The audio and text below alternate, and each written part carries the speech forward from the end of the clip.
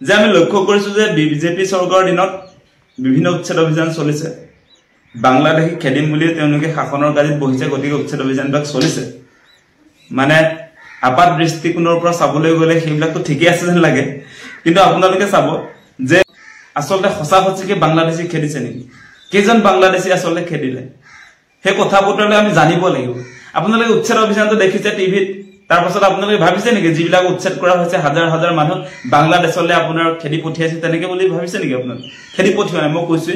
যে 1 kilometre 2 kilometre 10 kilometre আঁতৰলৈকে তেওঁলোকক খেদিছে তাৰ পাছত এই মানুহখিনি তাতে আছে সন্দেহযুক্ত বাংলাদেশী সজাই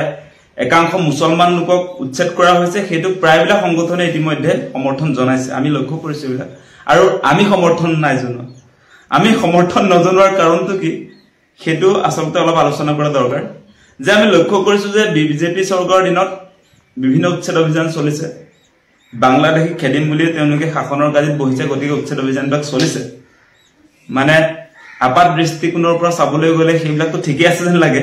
কিন্তু আপোনালোকে চাব যে বিজেপিৰ দিনত 2016 চনত যেতিয়া সৰ্বানন্দ সোণোৱাল মুখ্যমন্ত্ৰী হ'ল প্ৰথমবাৰৰ কাৰণে বিজেপি চৰকাৰ আহিলে জাতি মাটি ভেটিৰ স্লোগান লৈ তেওঁলোকে গাড়ীত বহিলে তাৰ প্ৰথম যেটো উচ্ছেদ অভিযান বাংলাদেশী খেদা পাৰ্টিৰ উচ্ছেদ অভিযানটো আৰম্ভ হৈছিল 2016 চনত কাজিৰঙা ৰাষ্ট্ৰীয় উদ্যানত আপোনালোকে নিশ্চয় দেখিছে যে কাজিৰঙা ৰাষ্ট্ৰীয় উদ্যানত বাংলাদেশীয়ে আগ্ৰাসন চলাইছে কাজিৰঙা ৰাষ্ট্ৰীয় উদ্যানৰ মাটি দখল কৰিলে তেনেকে এটা প্ৰপাগান্ডা কৰি সেই সকল লোকক বাংলাদেশী সজাই আপোনাৰ উচ্ছেদ কৰা হৈছিল আৰু সেই উচ্ছেদটোৰ ৰিজাল্টটো আমি অলপ পাতি লম তেওঁলোকে উচ্ছেদ যে কৰে বাংলাদেশী সজাই সেই মানুহবিলাক বাংলাদেশী হয় নে নহয় তেওঁলোকৰ কাম কাজৰ জৰিয়তে তাৰ প্ৰমাণটো আপোনালোকে পাব যে 2016 চনত যেতিয়া প্ৰথমবাৰৰ কাৰণে কাজিৰঙা ৰাষ্ট্ৰীয় উদ্যানত উচ্ছেদ অভিযান চলাইছিল সেই অঞ্চলবিলাক আপোনালোকে জানে বান্দৰডুবি পালখোৱা দেউচুৰচাং এই তিনিটা অঞ্চলত উচ্ছেদ অভিযানটো চলাইছিল আৰু টোটাল তাত 2500 বিঘাত উচ্ছেদ চলিছিল আৰু 330টা আসলতে পৰিয়াল আছিল গভৰ্ণমেণ্ট তথ্য কৈ আছো আৰু সেই লোকসকলক উচ্ছেদ কৰাৰ সময়ত যিদৰে আসলে বাংলাদেশী সজোৱা হৈছিল তাৰ পাছতে আপোনালোকে দেখিব সেই লোকসকল এতিয়া আসলে ক'ত গ'ল সন্দেহযুক্ত বাংলাদেশী খেদিছে বুলি আমি সকলোৱে সমৰ্থন দিলো পিছে সেই মানুহবিলাক ক'ত গ'ল এতিয়া আপোনালোকে যদি চাই সেই যে আপোনাৰ কাজিৰঙা ৰাষ্ট্ৰীয় উদ্যানৰ মাজেদি যেটো ৰাস্তা গৈছে উজনি অসমলৈ যেটো হাইৱে গৈছে তাৰ লেফট সাইডে পূৰ্বতে সেই মানুহবিলাকে বসতি স্থাপন কৰি আছিল আৰু উচ্ছেদ হোৱাৰ পাছত সেই মানুহখিনিক আপোনাৰ দক্ষিণ সাইডলৈ অৰ্থাৎ ৰাইট সাইডলৈ সেই মানুহখিনি লৈ গুচি গ'ল বৰ্তমান সময়ত সৰকাৰি অবিবহিত আপোনাৰ ভূমিত সেই লোকসকলে বসবাস কৰি আছে আপোনালোকে জানে সেই কথা আৰু আপোনালোকক এটা কথা কৈছে যে আমি তেওঁলোকৰ উচ্ছেদটো যে নাটক সেই কথাবিলাক আমি জানো আৰু যিবিলাক মানুহক সন্দেহযুক্ত বাংলাদেশী সজাই সেইবিলাক বাংলাদেশী যদি হয় সেই বাংলাদেশী বিলাক বাংলাদেশলৈ পঠিওৱাৰ ব্যৱস্থা নকৰি আপোনাৰ হাইৱেৰ লেফট সাইডৰ পৰা আপোনাৰ ৰাইট সাইডলৈ যে পঠিয়াই তাতে সংস্থাপন দি থৈছে সেই কথাটা আপোনালোকে বুজি লওক আমি সমৰ্থন নজনাৰ কথাটো হেতুৱে যে এইবিলাক মানুহ সন্দেহযুক্ত বাংলাদেশী বুলি সাধাৰণ ৰাইজৰ সমৰ্থনহে লয় তাৰ পাছত তেওঁলোকে সেই মানুহবিলাক বাংলাদেশলৈ পঠিওৱাৰ ব্যৱস্থাটো নকৰি হাইৱেৰ আপোনাৰ বাওঁফালৰ পৰা সোঁফাললৈ তেওঁলোকে পঠিয়াই মেলি তাতে গভৰ্ণমেণ্ট ল্যান্ডতে আপোনাৰ বৰ্তমান সময়ত সংস্থাপন দি থৈছে আৰু তাৰ লগে লগে আপোনালোকে এটা কথা চাব গভৰ্ণমেণ্ট তথ্য কৈ আছো চৰকাৰী তথ্য অনুসৰি কাজিৰঙাত যিসকল লোকক উচ্ছেদ কৰা হৈছিল 330টা পৰিয়াল 2500 বিঘা মাটি তাৰে আপোনাৰ ক্ষতিপূৰণ হিচাপে প্ৰতিটো পৰিয়ালক 10 লাখ টকাকৈ আসলে তাত কম্পেনসেশন দিয়াৰ ব্যৱস্থা কৰিছে কাজিৰঙাৰ উচ্ছেদত আপোনালোকে চাব 10 লাখ টকা পাৰ ফ্যামিলিক তেওঁলোকে কম্পেনসেশন দিছে মানে ক্ষতিপূৰণ দিছে পুনৰ সংস্থাপন ক'ত দিলে মই ক'লো যে কাজিৰঙাৰ আপোনাৰ লেফট সাইডৰ পৰা ৰাইট সাইডে দি থৈছে আৰু সেই অঞ্চলবিলাকৰ নামটো আমি কৈ দিব পাৰো যে তেওঁলোকক বৰ্তমান সময়ত বৰদলং চিকনি গৰুবন্ধা সেই অঞ্চলবিলাকত তেওঁলোকে বৰ্তমান সময়ত সংস্থাপিত হৈ আছে আৰু ক্ষতিপূৰণৰ কথাটো কৈ আছিল ক্ষতিপূৰণ বৰ্তমান সময়লৈকে আমি গভৰ্ণমেণ্ট তথ্য যেটো পাইছো যে তাৰ যিসকল লোক প্ৰতিটো পৰিয়ালক 10 লাখ টকাকে তেওঁলোকক ক্ষতিপূৰণ দিয়া হৈছে আৰু আপোনাৰ যিবিলাক সেই উচ্ছেদৰ বিৰুদ্ধে প্ৰতিৰোধ সংগ্ৰাম গঢ়ি তুলিছিল সেই সময়ত ইনজিউৰ হৈছিল বহু মানুহৰ আসলতে আঘাত হৈছিল আঘাত হোৱা ব্যক্তিসকলক আপোনাৰ সেই কাজিৰঙাত যেটো সন্দেহযুক্ত বাংলাদেশী যিসকলে প্ৰতিবাদ কৰিছিল সেই প্ৰতিবাদ কৰা সকলক আপোনাৰ এভিকচনৰ সময়ত প্ৰতিবাদ কৰা লোকসকলক 3,04,000 টকাকৈ আসলতে আপোনাৰ ইনজুৰি হোৱা মানুহবিলাকৰ চিকিৎসাৰ কাৰণে তেওঁলোকে কম্পেনসেশন দিছিল গতে ৰিজাল্ট পাই গল প্ৰথম বিজেপি চৰকাৰ দিনত হোৱা এভিকচন ড্ৰাইভ কাজিৰঙা ৰাষ্ট্ৰীয় উদ্যানত হৈছিল 2500 বিঘা মাটিত হৈছিল 330টা পৰিয়ালৰ আপোনাৰ এভিকচন হৈছিল তাৰে গুটেই কেইটাৰে আসলতে ৰিসেটেলমেন্টৰ ব্যৱস্থা কৰিলে আৰু আপোনাৰ প্ৰতিটো পৰিয়ালক 10 লাখ টকা ক্ষতিপূৰণ দিলে আৰু ইনজুৰি হোৱা ব্যক্তিসকলক 3,04,000 টকাকৈ আপোনাৰ ক্ষতিপূৰণ দিলে হেতু হৈছে আপোনাৰ বিজেপি চৰকাৰ নীতি আপোনালোকক দেখুৱাই দিলে সন্দেহযুক্ত বাংলাদেশী সেই বাংলাদেশীলে নপঠিয়াই বাংলাদেশলৈ নপঠিয়াই সেই বাংলাদেশীক কাজিৰঙা ৰাষ্ট্ৰীয় উদ্যানৰ যিটো ৰাষ্ট্ৰীয় ঘাইপথৰ লেফট সাইডৰ পৰা ৰাইট সাইডত আপোনাৰ সংস্থাপন দি থৈছে গতে সেই কথাবিলাক বুজি লওক তাৰ পাছৰ যিটো এভিকচন ড্ৰাইভ সেইখিনিও একেটাই কথা যে আমাৰ মানুহৰ সাধাৰণ মানুহৰ সমৰ্থন লবৰ কাৰণে বাংলাদেশী বুলি কয় কিন্তু বাংলাদেশী যদি হয় তেনেহলে কিয় বাংলাদেশলৈ নপঠিয়াই তেওঁলোকক লগে লগে যে সংস্থাপনৰ ব্যৱস্থাটো কৰি দিয়ে সেই বেসিক কথাটো আমি জানাত দৰকাৰ সেই মূল কথাটো নজনাকে এনে হিমন্ত বিশ্ব শৰ্মাই এভিকচন কৰিছে সমৰ্থন জনাই দিয়া চকুমুদি সেইটো মানে সচেতন নাগৰিকৰ লক্ষণ হ'ব নোৱাৰে গতিকে নেক্সট যিটো এভিকচন ড্ৰাইভ প্ৰথমটো কলো কাজিৰঙা ৰাষ্ট্ৰীয় উদ্যান তাৰ পাছৰ এভিকচন ড্ৰাইভ আপোনালোকে জানে হেতু নিশ্চিতভাৱে গৰুখতি বহুত ডাঙৰ এটা আপোনাৰ এভিকচন ড্ৰাইভ হৈছিল গৰুখতিৰ এভিকচন ড্ৰাইভ আপোনালোকে নিশ্চয় সকলোৱে মন কৰিছিল যে সেই সকলোকো সন্দেহযুক্ত বাংলাদেশী সজাইছিল আৰু তেওঁলোক ক'ত গলে গৰুখতিৰ প্ৰকল্পৰ কাৰণে উচ্ছেদ যে চলাইছিল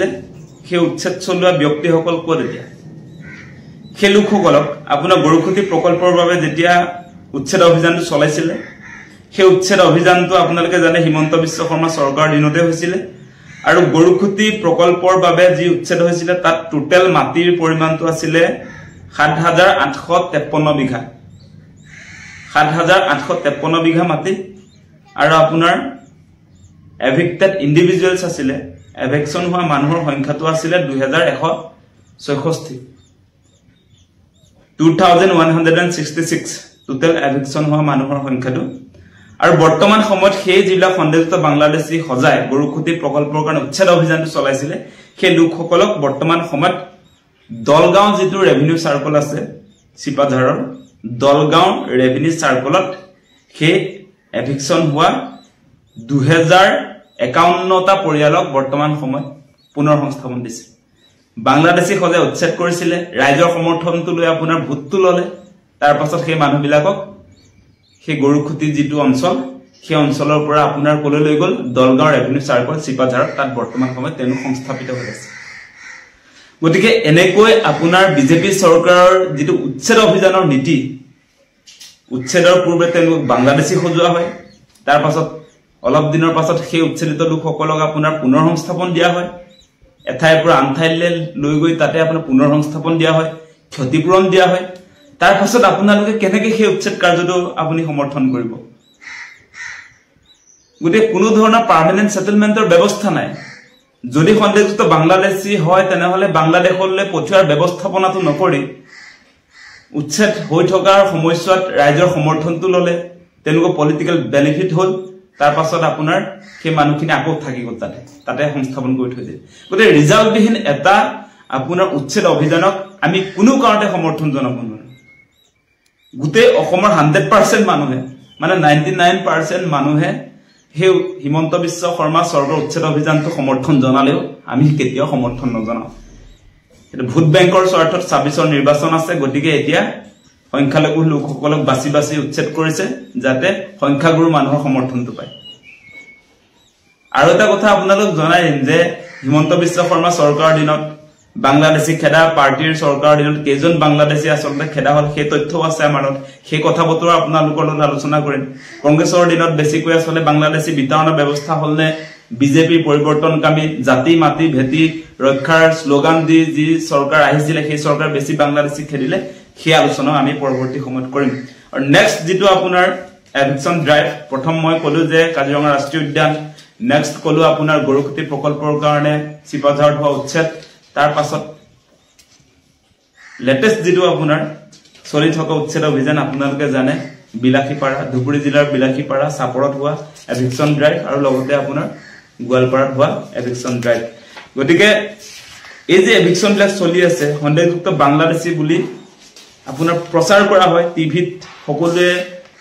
হিমন্ত বিশ্ব শৰ্মাই যেনেকৈ কথা বতৰাবিলাক কৈছে সেইমতে সকলোৱে মানি চলি আচলতে এভিকশন বিলাক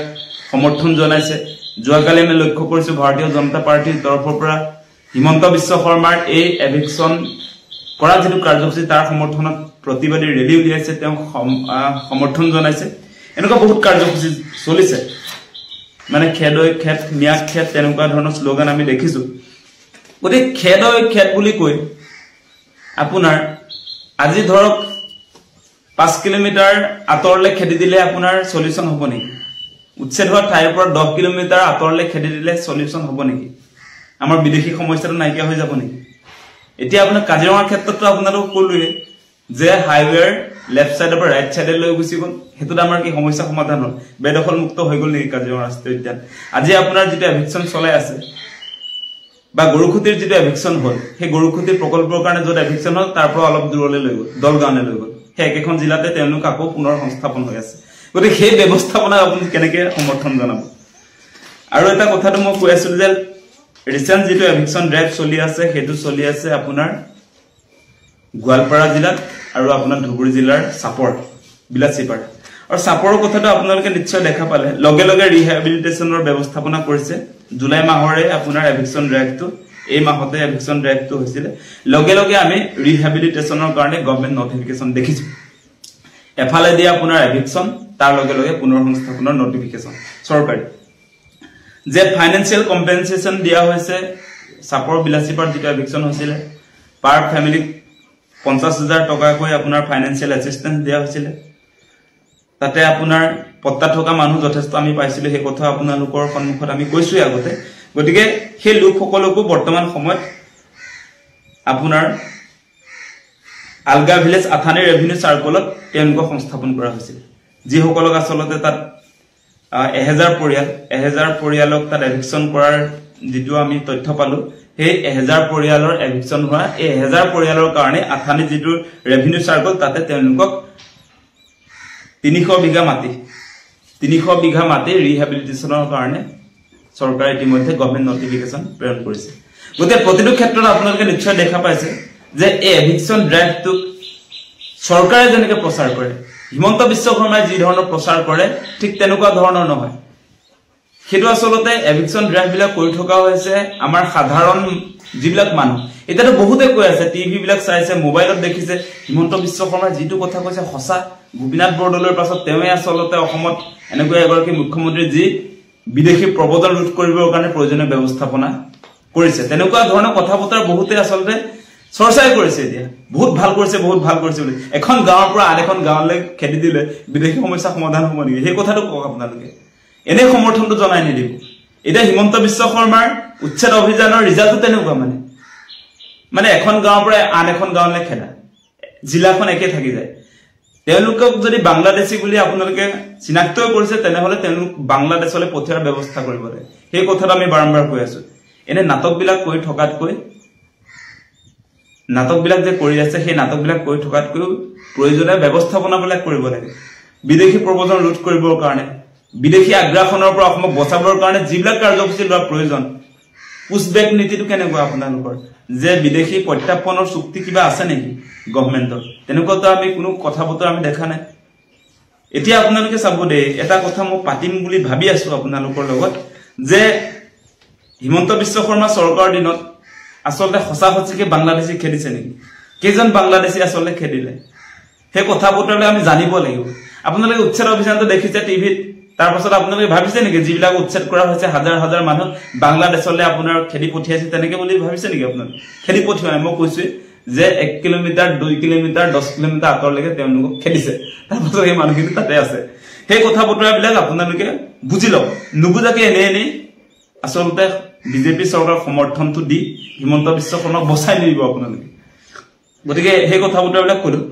আৰু আমাৰ ওচৰত এটা তথ্য আছে যে হসা হচিকে বিজেপি চৰকাৰ কেজন বাংলাদেশী খেদিলে আজিৰ দিনটোলৈকে আপোনালোকে যদি চাই যে বৰ্তমান সময়লৈকে আমি বিজেপি চৰকাৰে 10টা বছৰ যদি চাওঁ 9টা বছৰ আৰু 6 মাহ গৈছে গতিকে 9 বছৰ তেওঁলোকৰ বিদেশী খেদা পাৰ্টিৰ এতিয়ালৈকে যিমান পুছবেক কৰিলে যিমান আসলতে বাংলাদেশলৈ পঠিয়ালে বিজেপি চৰকাৰ 9 বছৰ 9.5 বছৰ হৈ গ'ল 7400 জনক এতিয়ালৈকে পুছবেক কৰিছে ইয়াৰ আগতে আপোনাৰ কংগ্ৰেছৰ আপোনাৰ 15 বছৰীয়া শাসনকাল আছিল এজিপিৰ 10 বছৰীয়া শাসনকাল আছিল সেই সময়তো কিন্তু যথেষ্ট সংখ্যক আপোনাৰ পুছবেক কৰা হৈছিল বাংলাদেশী বিতৰণ কৰা হৈছিল বাংলাদেশলৈ পঠিওৱা ব্যৱস্থা হৈছিল আপোনালোকে যদি চাই যে 1985 চনত যেতিয়া অসম চুক্তি হৈছিল অসম চুক্তিৰ পাছত অসম চুক্তিৰ পৰা ধাৰাবাহিকভাৱে প্ৰতিখন চৰকাৰে কম বেছি পৰিমাণে বিদেশী বিতৰণ কৰিছে সেই তথ্য যদি চাই আপোনাৰ 2024 চনলৈকে আপোনাৰ বাংলাদেশী বিতৰণ কৰা হৈছিল 30113 জন এই 30113 জন তাৰ পাছত হিমন্ত বিশ্ব শৰ্মা চৰকাৰে এইকেদিন যে আপোনাৰ উচ্ছেদ কৰাৰ সমান্তৰালভাৱে বাংলাদেশী যে খেদি আছিল এই বাংলাদেশী খেদা প্ৰায়বিলাক বাংলাদেশী আপোনাৰ ভাৰতীয় নাগৰিকো হৈ গ'ল আপোনালোকে নিশ্চয় জানে সেই কথা খাইৰুল ইছলাম এগৰাকী শিক্ষক সেইজনো খেদিছিল নো মেন্স ল্যান্ডত ৰাখিছিল তাৰপৰ 24 ঘণ্টাৰ পাছত সেই সন্দেহযুক্ত বাংলাদেশী ভাৰতীয় হৈ গৈছিল তেওঁ আকৌ ঘূৰাই আনিছিল সেই কথা বতৰাবিলাক আপোনালোকে নিশ্চয় জানে গতিকে এইকেদিন হিমন্ত বিশ্ব শৰ্মাই মানে বাংলাদেশী খেদি আছে এইকেদিন কিমান খেদিলে যে এইকেদিন বাংলাদেশী এতিয়ালৈকে 330 জন খেদিলে 330 জনক খেদি আপোনাৰ 3 লাখ মান বাংলাদেশী খেদাৰ নিচিনা নাটক কৰে মানে সেই কথা বতৰাবিলাক বুজি লওক এনেও আগৰ চৰকাৰবিলাকৰ দিনতো বাংলাদেশী এনেকৈ খেদা হৈছিল মই কৈছো যে 85 চনৰ পৰা 2024 লৈকে এই 25 চনত কৈছো 330 জন বাকি আপোনাৰ 85 চনৰ পৰা 2024 চনলৈকে আপোনাৰ হৈছিল 30113 জন বিদেশী খেদা হৈছিল বাংলাদেশী গতিকে সেই কথা বতৰাবিলাক আপোনালোকে জানো হিচাপটো মই দিছো যে বিজেপি চৰকাৰৰ শাসনলৈ অহাৰ পাছত হিমন্ত বিশ্ব শৰ্মা চৰকাৰ আৰু সৰ্বানন্দ সোণোৱাল এই দুইখন চৰকাৰৰ দিনত 9.5 বছৰত 7400 জন বিতৰণ কৰা হৈছে সেইটোৱে কথা তাৰ আগতে কিন্তু আপুনি যদি চাই আপোনাৰ 85 চনৰ পৰা 24 চনত সেই সময়ছোৱাটো আপোনাৰ প্ৰায় 20000তকৈ বেছি সন্দেহযুক্ত বাংলাদেশী বিতৰণ কৰা পুছবেক কৰা হৈছে এই কথাবিলাক আমি জানিব লাগিব গতিকে এনে আপুনি টিভিত দেখি টিভিত কেইজনমান এংকৰে চিঞৰ বাখৰ লগাই দিলে আপুনি নাভাবিব যে যিবিলাক মানুহ দেখুৱা হৈছে এই মানুহবিলাক বৰ্ডাৰৰ সীমা পাৰ কৰে বাংলাদেশত থৈ আহিছে বুলি আপোনালোকে নাভাবিব কিন্তু এনেকৈ বাংলাদেশী বিতৰণ কৰিব পৰা নাযায় সেই কথাটোৱে কৈ আছো যে যিখন দেশৰ পৰা আসলে বাংলাদেশ বুলি কল ডেফিনেটলি বাংলাদেশৰ পৰা আহিব লাগিব বাংলাদেশী হোক পাকিস্তানী হোক আফগানিস্তানী হোক বা য'ৰ পৰাই নহওক নেপালী হোক নেপালৰ প্ৰশাসনী হোক যিবিলাক বিদেশী বুলি কৈছো তেওঁলোকক বিতৰণ কৰিবৰ কাৰণে আপোনাৰ সেই দেশখনৰ লগত য'ৰ পৰা আহিলে তেওঁলোকৰ লগত এখন বুজাবুজি চুক্তি হ'ব লাগিব প্ৰত্যাৰ্পণ চুক্তি হ'ব লাগিব আসলতে ইয়াৰ পৰা যিসকলে ইয়াত অবৈধভাৱে প্ৰৱেশ কৰিলে অসমত তেওঁলোকক এক্সপালচন কৰিবৰ কাৰণে ইয়াৰ পৰা বিতৰণ কৰিবৰ কাৰণে এটা চুক্তি চৰকাৰৰ মাজত হ'ব লাগিব সেই বুজাবুজি চুক্তিৰ ভিত্তিতহে আসলতে পঠিয়াবৰ এটা ব্যৱস্থা হয়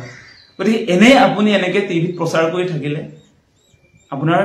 বাংলাদেশী অসমত সংস্থাপিত হৈ থকা বাংলাদেশীবিলাক বাংলাদেশত নাযায় সেই প্ৰয়োজনীয় ব্যৱস্থাপনাবিলাক আপোনালোক সকলোৱে বুজি লওক গতিকে এই কথাখিনি দৰকাৰী বুলি ভাবি আপোনালোকৰ সন্মুখত কলো গতিকে আমি উচ্ছেদৰ বিৰোধিতা কৰো উচ্ছেদ অমানৱীয় হয় উচ্ছেদ কৰাৰ পাছত আসলতে উচ্ছেদ লোকেহে বুজে আসলতে ইয়াৰ মৰ্ম বেদনাসমূহ ইতিমধ্যে আপোনালোকে শুনিলে কৃষক মুক্তি সংগ্ৰাম সমিতিৰ মুখ্য সাংগঠনিক সম্পাদক আকাশ দলে ডাঙৰীয়াৰ মুখেৰে বহুতো নজনা কথা জানিব পাৰিলে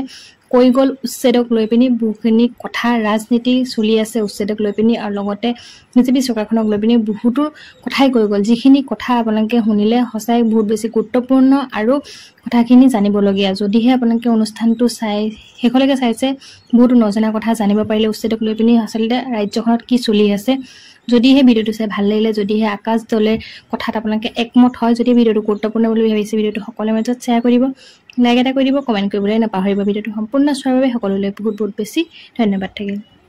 ইতিমধ্যে আপোনালোকে শুনিলে কৃষক মুক্তি সংগ্ৰাম সমিতিৰ মুখ্য সাংগঠনিক সম্পাদক আকাশ দলে ডাঙৰীয়াৰ মুখেৰে বহুতো নজনা কথা জানিব পাৰিলে কৈ গ'ল উচ্ছেদক লৈ পিনি বহুখিনি কথা ৰাজনীতি চলি আছে উচ্ছেদক লৈ পিনি আৰু লগতে বিজেপি চৰকাৰখনক লৈ পিনি বহুতো কথাই কৈ গ'ল যিখিনি কথা আপোনালোকে শুনিলে সঁচাই বহুত বেছি গুৰুত্বপূৰ্ণ আৰু কথাখিনি জানিবলগীয়া যদিহে আপোনালোকে অনুষ্ঠানটো শেষলৈকে চাইছে বহুতো নজনা কথা জানিব পাৰিলে উচ্ছেদক লৈ পিনি আচলতে ৰাজ্যখনত কি চলি আছে যদিহে ভিডিওটো চাই ভাল লাগিলে, যদিহে আকাশ দলেৰ কথাত আপোনালোকে একমত হয়, যদি ভিডিওটো গুৰুত্বপূৰ্ণ বুলি ভাবিছে ভিডিওটো সকলোৰে মাজত শ্বেয়াৰ কৰিব,